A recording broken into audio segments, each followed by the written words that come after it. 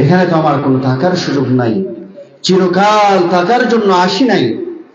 এই বিষয়টা যদি উপলব্ধিতে আসে, এই বিষয়টা যদি আপনি দৈনন্দিন চিন্তা করেন যে কুল্লু নাফসিন যায়কাতুল মাউত, আমাকে এখান থেকে চলে যেতে হবে, থাকার কোনো সুযোগ নাই।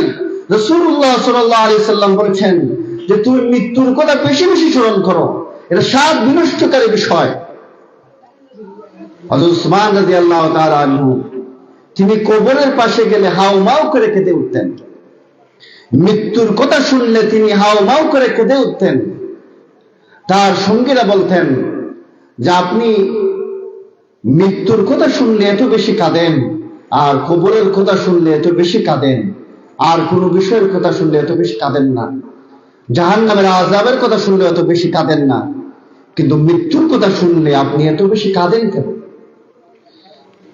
আপনি কবরের কথা শুনলে, কবরের কথা স্মরণ হলে, কবরের পাশে গেলে এত বেশি কাঁদেন কেন? হযরত উসমান রাদিয়াল্লাহু তাআলা বলছিলেন যে কবর হচ্ছে প্রথম মঞ্জিল, এই কবরে যদি কেউ আটকে যায় সমস্ত জায়গায় আটকে যাবে। এই জন্য সবচেয়ে বড় নসিহা, সবচেয়ে বড় ওয়াজ মৃত্যু, যে আমার থাকার কোনো সুযোগ নাই, আমি এখানে চিরদিনের জন্য আসি নাই। যখন মৃত্যুর কথা আপনার সার্বক্ষণিক স্মরণ হবে, কবরের কথা যখন চিন্তা করবেন যে আমার এখানে আসা লাগবে, তাইলে আপনি আরেকজনের আইল ঠেলবেন না, তাইলে আপনি আরেকজনের সাথে অত্যাচার করবেন না, জুলুম করবেন না, মিথ্যা কথা বলবেন না, গীবত চর্চা করবেন না, আপনার ভাইয়ের সাথে আপনি জুলুম করবেন না, আপনি অন্যায়ভাবে সম্পদ গ্রাস করবেন না, আপনি হারাম ভক্ষণ করবেন না, ব্যাংক থেকে লোন এনে ব্যবসা করবেন না। যদি মৃত্যুর কথা স্মরণ হয়, প্রতিটা হারামের মধ্যে আপনার মৃত্যু আপনার জন্য সবচেয়ে বড় নসিহা, ওয়াজ, সবচেয়ে বড় উপদেশ। যখন মৃত্যুর কথা স্মরণ হবে যে কি হবে আমার অট্টালিকা দিয়ে, কি হবে আমার যশ জৌলুস দিয়ে, কি হবে এত টাকা পয়সা দিয়ে, চলে যেতে তো হবে। এই জন্য যাদের অন্তরের মধ্যে লোভ ঢুকে যাবে, দুনিয়া ঢুকে যাবে, লাউ কানা লিইবনি আদম ওয়াদিউন যাহাবিন আই আহাব্বা আন ইয়াকুনা লাহু ওয়াদিয়ান, লাউ কানা লিইবনি আদম ওয়াদিউন যাহাবিন আহাব্বা আন ইয়াকুনা লাহু ওয়াদিয়ান। বনি আদমকে যদি একটা উপত্যকা ভরা স্বর্ণ দেওয়া হয়, বনি আদমের এত লোভ ঢুকে যায়, বনি আদম আকাঙ্ক্ষা করবে আমার আর একটা উপত্যকা ভরা যদি স্বর্ণ হতো, কোথায় না ভালো হতো।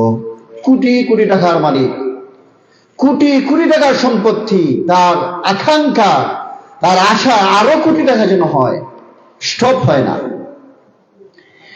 এই জন্য আল্লাহ রাব্বুল আলামিন বলছেন কুল্লু নাফসিন যায়িকাতুল মাউত ওয়া ইন্নামা তুওয়াফাউনা উজুরাকুম ইয়াওমাল কিয়ামাহ। যে প্রত্যেক প্রাণীকে মৃত্যুর স্বাদ আস্বাদন করা লাগবে। আর দুনিয়ার জীবনে আপনি যে কাজ করতেছেন, আপনার ঘুম থেকে নিয়ে ঘুম থেকে ওঠার পরে ঘুমানো যাওয়া পর্যন্ত, আপনার ব্যক্তি জীবন থেকে নিয়ে পারিবারিক জীবন, সামাজিক জীবন, রাষ্ট্রীয় জীবন, আপনার ব্যবসা লেনদেন, আপনার আকীদা, আপনার ইবাদত, যা কিছু করতেছেন সমস্ত কিছুর হিসাব একদিন দেওয়া লাগবে। فمن زحزح عن النار وأدخل الجنة فقد فاز وما الحياة الدنيا إلا متاع الغرور। যে সমস্ত ব্যক্তিকে জাহান্নামের আগুন থেকে মুক্তি দেওয়া হবে আর জান্নাত দান করা হবে, ওই সমস্ত ব্যক্তি হবে সফল কাম। দুনিয়ার জীবনে যার সম্পত্তি ছিল না, টাকা পয়সা ছিল না, কিন্তু ঈমানের দৌলত ছিল, বিশুদ্ধ তাওহীদের অধিকারী ছিল, আমলে সালেহ করেছিল, যেমন আল্লাহ রাব্বুল আলামিন বলছেন আল্লাযী খালাকাল মাউতা ওয়াল হায়াতা লিয়াবলুয়াকুম আইয়ুকুম আহসানু আমালা। যার মধ্যে আহসানু আমাল ছিল, সালেহ ছিল, আমলে সালেহ ছিল।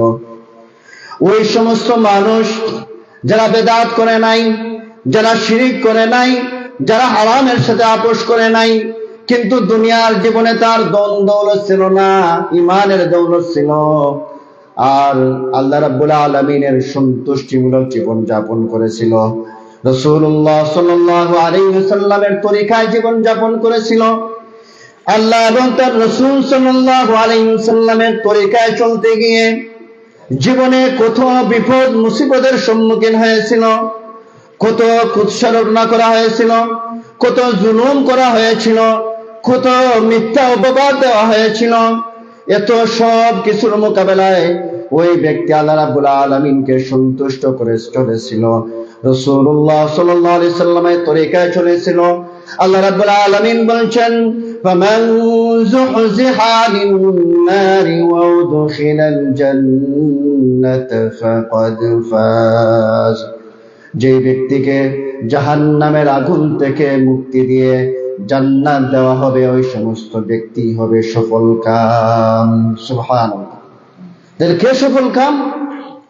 যেই ব্যক্তিকে জাহান্নামের আগুন থেকে মুক্তি দেওয়া হবে, ওই ব্যক্তি হলো সফল কাম। দুনিয়ায় ধন দৌলত থাকুক বা না থাকুক, যশ খ্যাতি থাকুক বা না থাকুক, রাসূলুল্লাহ সাল্লাল্লাহু আলাইহি ওয়াসাল্লাম বলছেন যে এমন ব্যক্তি যার দুনিয়ার ধন দৌলত নাই, তার সম্পত্তি নাই, তার পাওয়ার নাই, কিন্তু তার ইমানের দৌলত এমন দৌলত যে তার পোশাকটা এমন ধুলিমালিন পোশাক, কোন ব্যক্তি তাকে মজলিসে বসতে দেয় না, কিন্তু ওই ব্যক্তি যদি আল্লাহর কসম করেও কিছু যায়, আল্লাহ রাব্বুল আলামিন ফিরায় দেন না। সুবহানাল্লাহ। এই জন্য আল্লাহ রাব্বুল আলামিনের কাছে ধন সম্পত্তি কার আছে এসব তিনি দেখেন না, আপনার কত সম্পত্তির মালিক এসব তিনি দেখেন না। ইন্নাল্লাহা লা ইয়ানজুরু ইলা সুওয়ারিকুম ওয়া আমওয়ালিকুম ওয়ালাকিন ইয়ানজুরু ইলা কুলুবিকুম ওয়া আ'মালিকুম। আল্লাহ রাব্বুল আলামিন আমাদের তোমাদের চেহারা দেখেন না, কেমন চেহারার অধিকারী, কেমন সুস্বাস্থ্যের অধিকারী তিনি তা দেখেন না, কেমন সম্পত্তির অধিকারী সমাজের সম্পত্তির দিকে তাকান না। আল্লাহ রাব্বুল আলামিন দেখেন ওয়ালাকিন ইয়ানজুরু ইলা কুলুবিকুম ওয়া আ'মালিকুম, তোমার কলবের অবস্থা দেখেন আর আমালের অবস্থা দেখেন। আমালটা আল্লাহ রাব্বুল আলামিনের সন্তুষ্টির জন্য হয়েছিল কিনা, রাসূলুল্লাহ সাল্লাল্লাহু আলাইহি সাল্লামের তরিকায় হয়েছিল কিনা, এটা দেখেন, আর কিছু দেখেন না।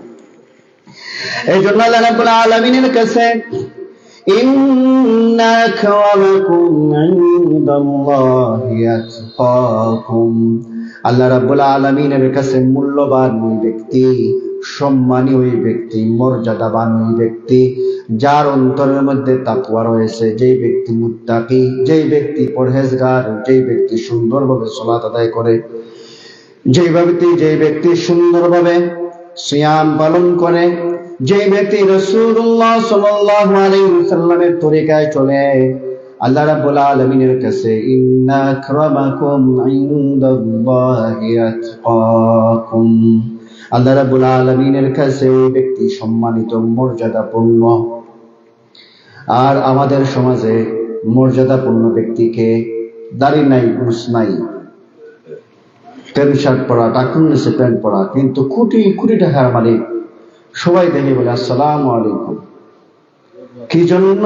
টাকার মালিক, টাকা পয়সার মালিক।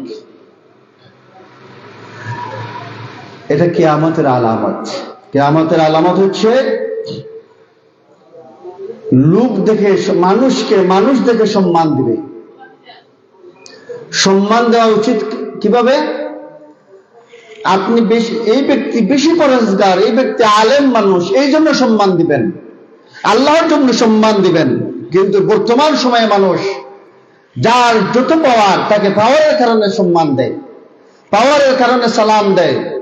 যার যত পাওয়ার, যার যত টাকা পয়সার মালিক, তাকে টাকা পয়সার জন্য সালাম দেয়। এটা কিয়ামতের আলামত। টাকা পয়সার জন্য, ধন সম্পত্তি দেখে, পাওয়ার দেখে সালাম দিবে। তো সফল কোন ব্যক্তি? সফল হচ্ছে ওই ব্যক্তি যে ব্যক্তিকে فمن زحزح عن النار وأدخل الجنة فقد فاز, যে ব্যক্তিকে জাহান্নামের আগুন থেকে মুক্তি দান করা হবে আর জান্নাত দান করা হবে, ওই ব্যক্তি হলো সফল কাম। সুবহানাল্লাহ। তাইলে সফলতা কি? সফলতা হচ্ছে আল্লাহ রাব্বুল আলামিনের সন্তুষ্টিমূলক জীবন যাপন করা। সফলতা হচ্ছে রাসূলুল্লাহ সাল্লাল্লাহু আলাইহি ওয়াসাল্লামের তরিকায় চলা। সফলতা হচ্ছে বেদাত মুক্ত জীবন যাপন করা। সফলতা হচ্ছে জাহান্নামের আগুন থেকে বেঁচে থাকার জন্য যত ধরনের পথ আছে সমস্ত পথ অবলম্বন করা, জান্নাতে যাওয়ার পথ অবলম্বন করা, এটাই হচ্ছে সফলতা। আর এই সমস্ত মানুষ যে ছুটতেছে দুনিয়ার পিছনে, লন্ডন আমেরিকার পিছনে, টাকা কামাই করার পিছনে, তারপরে এই টাকা কামাই করতে গিয়ে কত ধরনের হারামের ভিতরে ঢুকতেছে। তো আল্লাহ রাব্বুল আলামিন বলছেন, ওয়ামাল হায়াতুদ দুনিয়া ইল্লা মাতাউল গুরুর, দুনিয়ার জীবন খেল তামাশা ছাড়া, ধোঁকা ছাড়া কিছুই নয়। রাসূলুল্লাহ সাল্লাল্লাহু আলাইহি ওয়াসাল্লাম, আল্লাহ রাব্বুল আলামিন বলছেন, লাকাদ কানা লাকুম ফি রাসূলিল্লাহি উসওয়াতুন হাসানাহ, আমাদের জন্য আদর্শ কে? আমাদের জন্য বলেন রাসূলুল্লাহ সাল্লাল্লাহু আলাইহি ওয়াসাল্লাম। আমাদের আদর্শ কে? জুড়ে বলেন মুহাম্মাদুর রাসূলুল্লাহ সাল্লাল্লাহু আলাইহি ওয়াসাল্লাম। এটা বলতে গেলে লজ্জা হয়, নির্দ্বিধায় বলতে হবে যে আমাদের আদর্শ কে? মুহাম্মাদুর রাসূলুল্লাহ সাল্লাল্লাহু আলাইহি ওয়াসাল্লাম। তিনি কিসের আদর্শ? তিনি কি সালাত আদায় করার জন্য আদর্শ? শুধু সালাত আদায় করার জন্য আদর্শ, নাকি পূর্ণাঙ্গ জীবনের জন্য আদর্শ? পুরা জীবনের জন্য আদর্শ না? আল্লাহ রাব্বুল আলামিন বলছেন যে তোমাদের জন্য উত্তম আদর্শ হচ্ছেন মুহাম্মাদুর রাসূলুল্লাহ সাল্লাল্লাহু আলাইহি ওয়াসাল্লাম।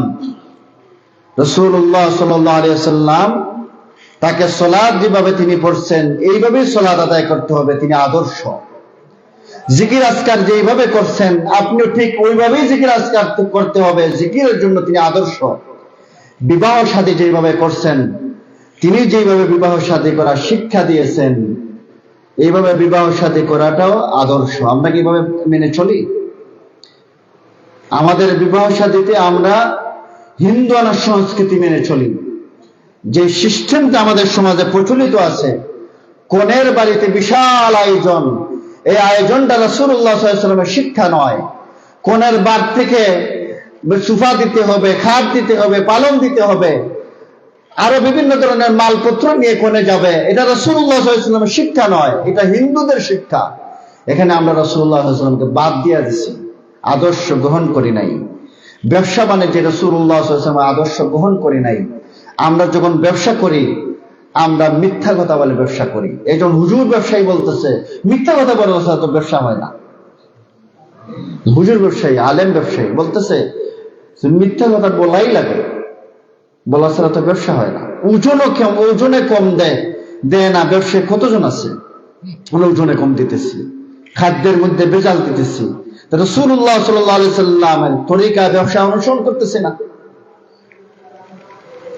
আমি একজন মুমিন, আমি যখন আরেকজন মুমিন ব্যবসায়ী, মুসলিম ব্যবসায়ীর কাছ থেকে আমি কোনো কিছু পণ্য কিনবো, আমার তো আস্থা থাকার কথা ছিল যে এই ব্যক্তি মুমিন, এই ব্যক্তি মুসলিম, তার কাছ থেকে আমি ঠকবো না। এই আস্থা কি আমাদের আছে নাকি?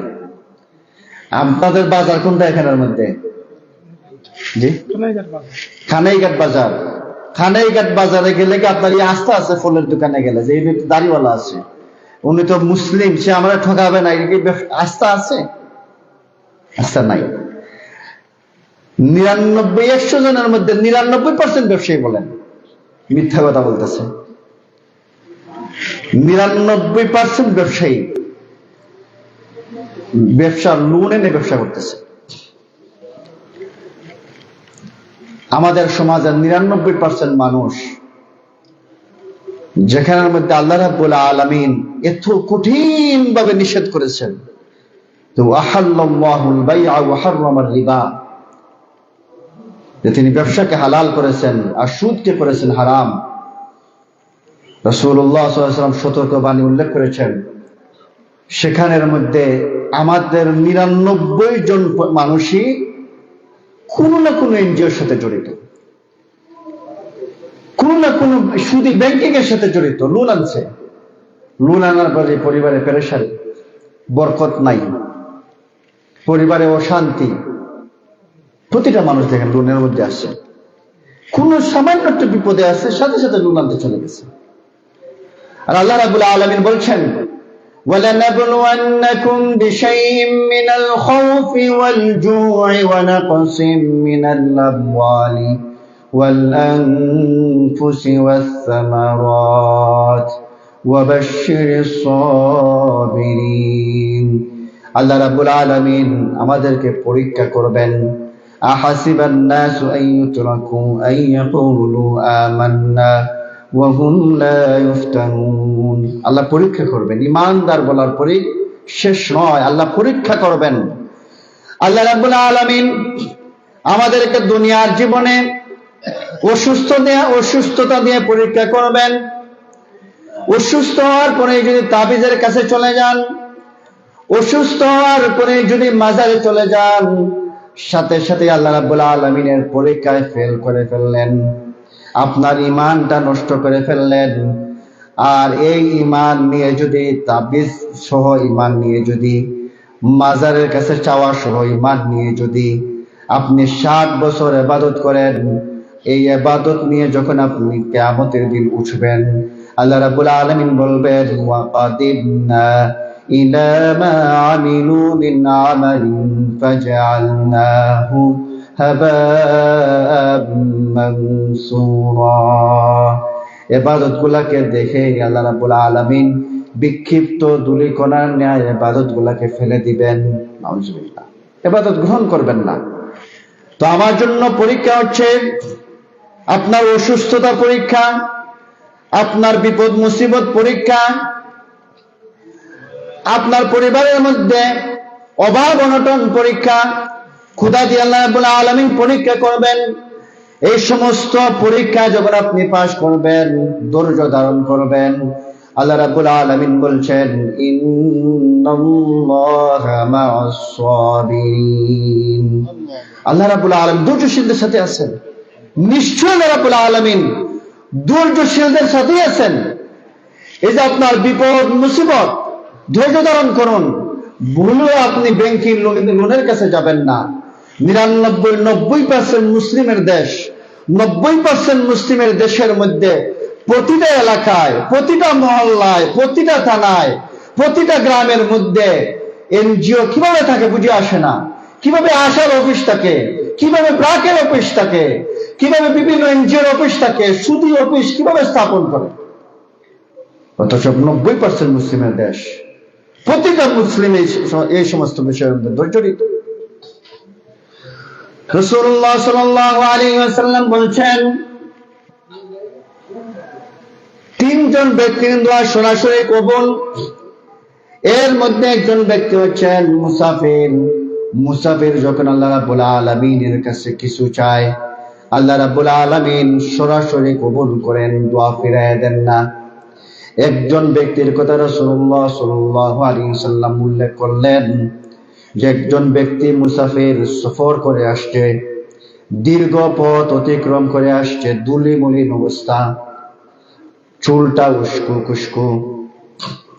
ওই ব্যক্তি আল্লাহ রাব্বুল আলামিনের কাছে চাইতেছে, হাত উত্তোলন করে, ইয়া রব ইয়া রব, এভাবে সে হাত উত্তোলন করে চাইতেছে। রাসূলুল্লাহ সাল্লাল্লাহু আলাইহি ওয়াসাল্লাম বললেন যে ওই ব্যক্তির দোয়া আল্লাহ রাব্বুল আলামিন কিভাবে কবুল করবেন? তার পানীয় হারাম, তার পোশাক হারাম, তার খাদ্য হারাম, কিভাবে আল্লাহ রাব্বুল আলামিন তার দোয়া কবুল করবেন। এই যে আমরা বিপদে মুসিবতে আছি, তাহাজ্জুদের সালাত আদায় করে দোয়া করি, আমরা নির্যাতিত নিপীড়িত মুসলিম দোয়া করি, তারপরও কবুল হয় না। এর মধ্যে অন্যতম একটি কারণ হচ্ছে আমরা সবাই বেশি অংশ মানুষ সুদের সাথে জড়িত। সুদ থেকে বের হয়ে আসেন, লোন থেকে বের হয়ে আসেন, দোয়া করেন, আল্লাহ দোয়া কবুল করবেন। আর আপনি যখন আল্লাহ রাব্বুল আলামিনের কাছে পূর্ণাঙ্গভাবে তাকওয়া অর্জন করবেন, ভরসা করবেন, ومن يتق الله يجعل له مخرجا ويرزقه من حيث لا يحتسب। আল্লাহ রাব্বুল আলামিনের প্রতি যদি পূর্ণাঙ্গভাবে তাকওয়া অর্জন করা হয়, ভরসা করা হয়, ويرزقه من حيث لا يحتسب ومن يتق الله يجعل له مخرجا ويرزقه من حيث لا يحتسب। যখন আল্লাহ রাব্বুল আলামিনের প্রতি বান্দা হালাল উপার্জনের মাধ্যমে খাবার খেয়ে যখন আল্লাহ রাব্বুল আলামিনের কাছে কিছু চায়, তাহাজ্জুদের সালাত আদায় করে শেষ রাতে উঠে যায়, আল্লাহ রাব্বুল আলামিনের কাছে তার অসুবিধার কথা বলে, বিপদ মুসিবতের কথা বলে, একমাত্র আল্লাহ রাব্বুল আলামিনের কাছে ভরসা করে, ইয়াজআল লাহু মাখরাজা, তার বিপদ থেকে আল্লাহ রাব্বুল আলামিন রেহাই করে দেন। আপনি এমন পেরেশানিতে আছেন, এমন মুসিবতে আছেন, এমন ঋণের মধ্যে জর্জরিত আছেন, আপনার চোখের সামনে কোনো পথ নাই, বুদ্ধি দেওয়ার মতো কোনো মানুষ নাই, বিপদ থেকে মুক্তি পাবেন এইরকম কোনো পথই আপনি দেখতেছেন না। আপনি যখন হালাল উপার্জনের মাধ্যমে একমাত্র আল্লাহ রাব্বুল আলামিনের প্রতি ভরসা করে শেষ রাত্রিতে উঠে যাবেন, আর আল্লাহ রাব্বুল আলামিনের কাছে তাকওয়া অর্জন করে সঠিকভাবে যখন আপনি চাইবেন, আল্লাহ রাব্বুল আলামিন আপনাকে বিপদ থেকে পরিত্রাণ দান করবেন। সুবহানাল্লাহ। আপনার পেরেশানি আল্লাহ রাব্বুল আলামিন দূর করে দিবেন। আপনার যত ধরনের যত পাহাড় সমপরিমাণ মুসিবত আল্লাহ রাব্বুল আলামিন দূর করে দিবেন।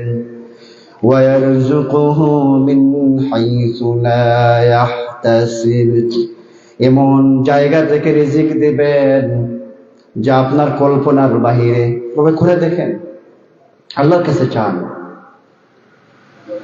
لَوْ أَنَّكُمْ تَوَكَّلْتُمْ عَلَى اللَّهِ حَقَّ تَوَكُّلِهِ لَرَزَقَكُمْ كَمَا يَرْزُقُ الطَّيْرَ تَغْدُو خِمَاصًا وَتَرُوحُ بِطَانًا।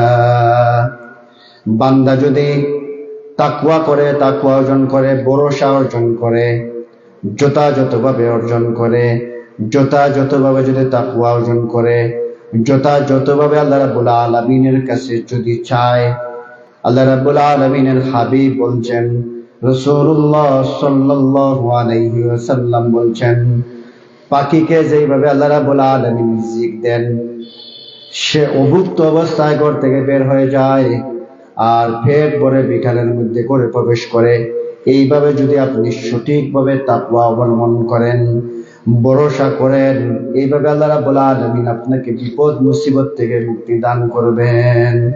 সুবহানাল্লাহ। এই জন্য রাসূলুল্লাহ সাল্লাল্লাহু আলাইহি ওয়াসাল্লাম, আপনার ঘরে খাবার নাই, রাসূলুল্লাহ সাল্লাল্লাহু আলাইহি ওয়াসাল্লাম আমার আদর্শ। রাসূলুল্লাহ সাল্লাল্লাহু আলাইহি ওয়াসাল্লাম দিনকে দিন উন্মুক্ত থেকেছেন, এটাও আমাদের জন্য আদর্শ।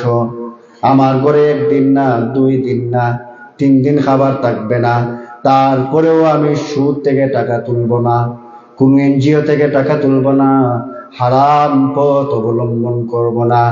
এভাবে যখন আপনি পরীক্ষায় পাশ করে দিবেন, আল্লাহ রাব্বুল আলামিন আপনাকে গায়েব থেকে সাহায্য করবেন। ওয়ায়ারযুকুহু মিন হাইসু লা ইয়াহতাসিব, এমন জায়গা থেকে আপনাকে রিজিক দিবেন যা আপনার কল্পনার বাহিরে। আপনি এই রিজিকটা পাওয়ার পরে অবাক হয়ে যাবেন, ইয়া আল্লাহ, আমি তো এভাবে চিন্তা করি নাই, আপনি এত সুন্দর আমার সমস্যার সমাধান করলেন। এইভাবে আপনি আল্লাহ রাব্বুল আলামিনের প্রতি যদি ভরসা করেন, আল্লাহ রাব্বুল আলামিন এভাবে আল্লাহ রাব্বুল আলামিন আপনাকে বিপদ মুসিবত থেকে মুক্তি দান করবেন। রাসূলুল্লাহ সাল্লাল্লাহু আলাইহি ওয়াসাল্লাম এর পরিবারের মধ্যে মাসকে মাস যেত, খাবার নাই, মাসকে মাস চলে গেছে। রাসূলুল্লাহ সাল্লাল্লাহু আলাইহি ওয়াসাল্লামের ঘরের মধ্যে আগুন জ্বলে নাই। আমাদের ঘরের মধ্যে এমন কোন দিন আছে নাকি আগুন জ্বলে না? তাহলে হতাশা কিসের? আলহামদুলিল্লাহ বলেন। আমি একটু খাবার খেতে পারতেছি, আলহামদুলিল্লাহ বলেন। আমার যে একটু খাবার আছে, আলহামদুলিল্লাহ।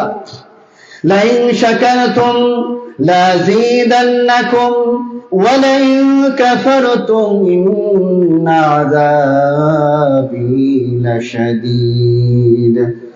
আমার পৃথিবীতে যত মানুষ এসেছে, সবচাইতে গুরুত্বপূর্ণ মানুষ, সবচাইতে সম্মানী মানুষ, সবচাইতে মর্যাদাপূর্ণ মানুষ, আল্লাহ রাব্বুল আলামিনের সৃষ্টির মধ্যে সবচাইতে বড় সৃষ্টি, সম্মানিত সৃষ্টি হচ্ছেন মুহাম্মদুর রাসূলুল্লাহ সাল্লাল্লাহু আলাইহি ওয়াসাল্লাম। তিনি যদি না খেয়ে থাকতে পারেন, আমার না খেয়ে থাকতে অসুবিধা কোথায়? তার ঘরে যদি আগুন জ্বলে না, আমার ঘরের মধ্যে আগুন না জ্বললে অসুবিধা কোথায়? তো আমি যদি শুকরিয়া আদায় করি, আপনার স্ত্রীকে বুঝান, আপনার সন্তানকে বুঝান যে আমার তো একটু খাদ্য আছে, হয়তো ভালো কোনো তরকারি নাই, শাক সবজি দিয়ে খাওয়ার ব্যবস্থা আছে, কিন্তু পৃথিবীর মধ্যে এমন মানুষও আছে যারা একটু সামান্য ভাতের জন্যে বা সামান্য একটু রুটির জন্যে মাইলকে মাইল অতিক্রম করে। আপনি ফিলিস্তিনের মুসলিমদের দিকে তাকান, মাইলকে মাইল ছুটতেছে একটু খাবার খাওয়ার জন্যে। ফিলিস্তিনের মুসলিমদের দিকে তাকান, একটু পানি খাওয়ার জন্যে মাইলকে মাইল ছুটতেছে। খাবার না পেতে পেতে, খাবার না খাইতে খাইতে তাদের অবস্থা এমন হয়েছে, তাদের হাড্ডি গুলা চামড়ার সাথে লেগে গেছে। দেখেন, ভিডিও করলে পাবেন। এমত অবস্থায় যদি আপনি চিন্তা করেন, আপনি বলুন লাইন শাকারতুম লাযীদান্নাকুম, আপনি যখন শুকরিয়া আদায় করবেন, আপনি যখন বলবেন আরে আমার মুসলিম ভাই, তার তো কোনো খাবার নাই, তার তো কোনো নিরাপত্তা নাই, ঘরের মধ্যে ঘুমাইতে গেছে আর রাত্রিতে বম্পিং করে তাকে মেরে ফেলছে, তার তো কোনো নিরাপত্তা নাই, আমার তো নিরাপত্তা আছে, আমার তো ঘরে খাবার আছে, আমার তো ঘরের মধ্যে পানি আছে, আমার তো পানির জন্য হাহাকার করা লাগে না, আমার তো একটু খাবারের জন্য বাহিরের মধ্যে হাহাকার করা লাগে না, মাইলকে মাইল ছুটা লাগে না। আচ্ছা, এখানের মধ্যে একজন মানুষই কেমন আছেন, ঘরে খাবার নাই, ঘরের মধ্যে খাবার নাই, অনেক বয়সে মানুষ আছেন, আলহামদুলিল্লাহ আপনার বয়সে আল্লাহ আপনাদের হায়াতকে আল্লাহ রাব্বুল আলামিন দীর্ঘায়িত করুন, দোয়া করি। আচ্ছা, এমন দিন কি আপনার গেছে? এমন অনেক বয়স্ক মানুষ তো আছেন এখানে, এমন দিন কি এমন গেছে আপনার? কোন দিন কি এমন গেছে আপনার যে আপনার ঘরে খাবার না থাকার কারণে আপনি ঘর থেকে বের হয়ে এসছেন, ঘরে খাবার নেই, 2 দিন 3 দিন 4 দিন যাবত খাবার নাই, আপনি ঘর থেকে বের হয়ে আসছেন? এরকম কি হয়েছে? সন্তান সহ বের হয়ে আসছেন, হাত তোলেন। এরকম কোন অবস্থা হয় নাই। রাসূলুল্লাহ সাল্লাল্লাহু আলাইহি ওয়াসাল্লাম তার নিত্যদিনের কাহিনী ছিল যে 2 দিন 3 দিন না খেয়ে থাকা অভ্যাস ছিল। দিনকে দিন ঘরে আগুন জ্বলে, চুলার মধ্যে আগুন জ্বলে না, এটা সাধারণ বিষয় ছিল। একদিন রাসূলুল্লাহ সাল্লাল্লাহু আলাইহি ওয়াসাল্লাম দিনকে দিন খাবার না খাইতে খাইতে ক্ষুধার জ্বালায়, ক্ষুধার যন্ত্রণা সহ্য করতে পারেন নাই। রাসূলুল্লাহ সাল্লাল্লাহু আলাইহি ওয়াসাল্লাম একদিন রাতে ঘর থেকে বের হয়ে আসছেন। রাসূলুল্লাহ সাল্লাল্লাহু আলাইহি ওয়াসাল্লাম ঘর থেকে বের হয়ে আসে, দেখলেন বাহিরের মধ্যে উমর রাদিয়াল্লাহু তাআলা আনহু দাঁড়ানো, আবু বকর রাদিয়াল্লাহু তাআলা আনহু দাঁড়ানো। রাসূলুল্লাহ সাল্লাল্লাহু আলাইহি ওয়াসাল্লাম বললেন, হে আবু বকর এবং উমর, তোমরা এই সময় এখানে কি করতেছ? এত রাত্রির মধ্যে, এই রাত্রির মধ্যে তোমরা কি করতেছ? আবু বকর রাদিয়াল্লাহু তাআলা আনহু বললেন, আমরা ক্ষুধার্ত, ক্ষুধার জ্বালায় ঘর থেকে বের হয়ে আসছি, ক্ষুধার যন্ত্রণায় ঘরে থাকতে পারি নাই। রাসূলুল্লাহ সাল্লাল্লাহু আলাইহি ওয়াসাল্লাম। উমর রাদিয়াল্লাহু তাআলা আনহু বললেন, হে আল্লাহর রাসূল সাল্লাল্লাহু আলাইহি ওয়াসাল্লাম, আমার অবস্থাও এমন, আমিও ক্ষুধার জ্বালায় ঘরে থাকতে পারি নাই, ঘর থেকে বের হয়ে আসছি। রাসূলুল্লাহ সাল্লাল্লাহু আলাইহি ওয়াসাল্লাম বললেন, ওই সত্তার কসম, যেই সত্তার হাতে আমার প্রাণ, তোমরা যে কারণে ঘর থেকে বের হয়ে আসছো, আমিও ওই কারণেই ঘর থেকে বের হয়ে আসছি। আমার কোনো খাবার নেই, আমিও ক্ষুধার্ত। পৃথিবীর সর্বশ্রেষ্ঠ মানুষ মুহাম্মদুর রাসূলুল্লাহ সাল্লাল্লাহু আলাইহি ওয়াসাল্লাম, আমরা বলি আদর্শ, আমরা বলি আপনাকে ভালোবাসি, তার আদর্শ দেখেন, ঘরে খাবার নাই, ক্ষুধার্ত। রাসূলুল্লাহ সাল্লাল্লাহু আলাইহি ওয়াসাল্লাম আবু বকর রাদিয়াল্লাহু তাআলা আনহু, উমর রাদিয়াল্লাহু তাআলা আনহুকে নিয়ে আবু আইয়ুব আনসারী রাদিয়াল্লাহু তাআলা আনহুর ঘরে গেলেন। আবু আইয়ুব আনসারী রাদিয়াল্লাহু তাআলা আনহু ঘরের মধ্যে ছিলেন না, তার স্ত্রী তাকে আহলান ওয়া সাহলান বলে ঘরে প্রবেশ করালেন। আবু আইয়ুব আনসারী রাদিয়াল্লাহু তাআলা আনহু এসে যখন দেখলেন তার ঘরের মধ্যে মুহাম্মদুর রাসূলুল্লাহ সাল্লাল্লাহু আলাইহি ওয়াসাল্লাম মেহমান, আবু বকর রাদিয়াল্লাহু তাআলা আনহু মেহমান, উমর রাদিয়াল্লাহু তাআলা আনহু মেহমান। আবু আইয়ুব আনসারী রাদিয়াল্লাহু তাআলা আনহু বললেন, আজকের এই দিনে আমার চাইতে সৌভাগ্যবান কোনো ব্যক্তি নাই। আমার কত সৌভাগ্য, আমার ঘরে মুহাম্মদুর রাসূলুল্লাহ সাল্লাল্লাহু আলাইহি ওয়াসাল্লাম মেহমান হয়েছেন। তারপরে আবু আইয়ুব আনসারী রাদিয়াল্লাহু তাআলা আনহু খেজুর নিয়ে আসলেন, খেজুর খাওয়ালেন। তিনি বকরি জবাই করে তাদের জন্য আপ্যায়নের ব্যবস্থা করলেন, বকরির দুধ খাওয়ালেন। তারপরে রাসূলুল্লাহ সাল্লাল্লাহু আলাইহি ওয়াসাল্লাম তৃপ্তি ভরে খেলেন। হযরত আবু বকর রাদিয়াল্লাহু তাআলা আনহু উমর রাদিয়াল্লাহু তাআলা আনহু উদ্দেশ্য করে বললেন, ওই সত্তার শপথ, যেই সত্তার হাতে আমার প্রাণ, এই যে আমরা ক্ষুধার্ত ছিলাম, ঘরে খাবার ছিল না, আমরা তৃষ্ণার্ত ছিলাম, আমরা ক্ষুধার জ্বালায় ঘর থেকে বের হয়ে আসছিলাম, যিনি আমাদেরকে তৃষ্ণা মেটালেন, যিনি আমাদের ক্ষুধা মেটালেন, এই যে আমরা পান করলাম, খাবার খেলাম, আল্লাহর কসম, এই খাবারের জবাব, এই নিয়ামতের জবাব আল্লাহ রাব্বুল আলামিনের কাছে পুঙ্খানুপুঙ্খভাবে দেওয়া লাগবে। এই জন্য আল্লাহ রাব্বুল আলামিন বলছেন যে তুমি যদি শুকরিয়া আদায় করো, লাইন শাকারতুম লাযিদান্নাকুম ওয়া লাইন কাফারতুম ইন্না আযাবি লাশাদীদ। তুমি যদি শুকরিয়া আদায় করো, আমি তোমার নিয়ামত বাড়াইয়া দিব। এই জন্য রাসূলুল্লাহ সাল্লাল্লাহু আলাইহি ওয়াসাল্লামের আদর্শ হচ্ছে, আপনি যখনই যে নিয়ামত পাবেন শুকরিয়া আদায় করবেন। প্রতিটা লোকমা দেওয়ার সাথে সাথে ফিলিস্তিনের মুসলিমদের কথা চিন্তা করবেন, যারা কি উদ্বুদ্ধ, দেখবেন সাথে সাথেই মনের অজান্তেই চলে আসবে, আলহামদুলিল্লাহ, আল্লাহ আমার খাওয়াইছে। পায়ে গেলে পানি খাইতেছেন, আপনি আফ্রিকার মুসলিমদের কথা চিন্তা করুন, মাইলকে মাইল যায়, কোনো সুপানির ব্যবস্থা নাই, সুপ্রিয় পানির ব্যবস্থা নাই, নোংরা পানি খায় তারা। আপনি পানি খাবেন আর বলবেন আলহামদুলিল্লাহ। ঘরে ঘুমাইতে যাইতেছেন, বলেন আলহামদুলিল্লাহ যে আল্লাহ নিরাপত্তা দান করছেন। এই জন্য এগুলো রাসূলুল্লাহ সাল্লাল্লাহু আলাইহি ওয়াসাল্লামের আদর্শ।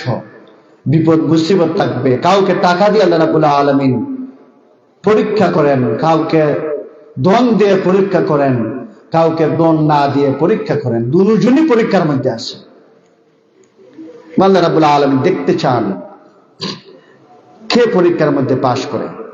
এই জন্য আমাদের এখান থেকে চলে যাওয়া লাগবে, থাকার কোনো সুযোগ নাই। এই জন্য দুনিয়ার জীবনে আমাদের তাকওয়া অবলম্বন করা উচিত, আল্লাহর ভয় আমাদের অন্তঃকরণে থাকা উচিত। আল্লাহ রাব্বুল আলামিন দুইটা ভয় একত্রিত করবেন না। যদি দুনিয়ার জীবনে আল্লাহকে ভয় করেন, আখিরাতের জীবনে আল্লাহর ভয় করা লাগবে না। এই জন্য সেই দিন আসার পরে আইনাল মাফার, মানুষ বলবে যে পালাবার জায়গা কোথায়, কাল্লা আলা ওয়াজার, যে পালাবার কোনো জায়গা নাই। এমন দিন আসার আগেই আমাদেরকে আল্লাহ রাব্বুল আলামিনের সন্তুষ্টিমূলক জীবন যাপন করা লাগবে। এমন দিন তো আসবে যখন সন্তান তার পিতামাতাকে চিনবে না, পিতামাতা সন্তানকে চিনবে না, কেউ কারো উপকারে আসবে না। এমন একটা সময় আসবে, ইয়াউমা তারাউনাহা তাযহালু কুল্লু মুরদিআতিন আম্মা আরদাত ওয়া তাদাউ কুল্লু যাতি হামলিন হামলাহা ওয়া তাওয়ান নাস সুকারা ওয়া মা হুম বিসুকারা ওয়ালাকিন আযাবাল্লাহি শাদীদ। যে এমন একটা সময় আসবে, এই যে বাবার সন্তানের প্রতি ভালোবাসা জীবন উজাড় করে দিচ্ছে, ভালো কিছু খায় না, ভালো কিছু পড়ে না, সন্তানকে ভালো খাওয়ানোর জন্য, ভালো রাখার জন্য নিজে কিছু বুক করে না সন্তানকে খাওয়ানোর জন্য। সেই দিন বাবা তার সন্তানকে বলে যাবে, মা এত ভালোবাসা, দুগ্ধধারিণী মা তোর সন্তানকে বলে যাবে, গর্ভধারিণী মা তার গর্ভপাত ঘটিয়ে ফেলবে। সেই দিন যখন আসবে, মানুষ মাথালের নিয়ে দিক বিদিক ছুটতে থাকবে, অথচ সে মাথাল নয়, সে আতঙ্কগ্রস্ত, আতঙ্কে ভয়ে সে মাতালের নিয়ে ছুটতে থাকবে। সেই দিন আসার আগেই আমাদেরকে আল্লাহর পথে আসতে হবে, কোরআনের পথে আসতে হবে, রাসূলুল্লাহ সাল্লাল্লাহু আলাইহি সাল্লামের পথে আসতে হবে। আল্লাহ রাব্বুল আলামিন আমাদেরকে কোরআন এবং সুন্নাহ অনুযায়ী জীবন যাপন পরিচালিত করার তৌফিক দান করুন, আমরা বলি আমিন। হারাম থেকে বেঁচে থাকার তৌফিক দান করুন, আমরা বলি আমিন। শিরিক থেকে বেঁচে থাকার তৌফিক দান করুন, আমরা বলি আমিন। বিদআত থেকে বেঁচে থাকার তৌফিক দান করুন, আমরা বলি আমিন। ওয়া আখিরু দাওয়ানা আনিল হামদুলিল্লাহি রাব্বিল আলামিন। ওয়াসসালামু আলাইকুম ওয়া রাহমাতুল্লাহ।